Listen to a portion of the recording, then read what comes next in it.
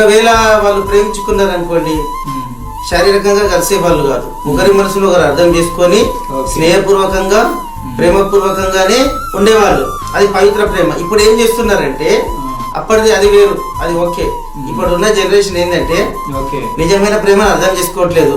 అసలు నిజమైన ప్రేమ ఉన్నది ఏంటంటే నాకు తెలిసినైతే 99% నిజమైన ప్రేమ లేదు, 1% అయితే ఉంది ప్రేమ.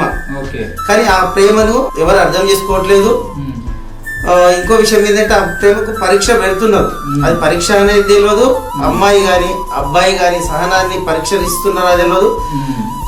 వాళ్ళు పెట్టిన దానికి సహనానికి పరీక్షకు గాని వాళ్ళు అమ్మాయి గాని అబ్బాయి గాని ప్రేమలో పాస్ అయినప్పటికీ, అంటే మానసికంగా పాస్ అయినప్పటికీ చచ్చిన పాముని చంపినట్టు పాస్ అయిన ప్రేమకు ఇంకా పరీక్ష పెట్టినట్టు పెట్టడం చాలా బాధాకరం అనిపిస్తుంది.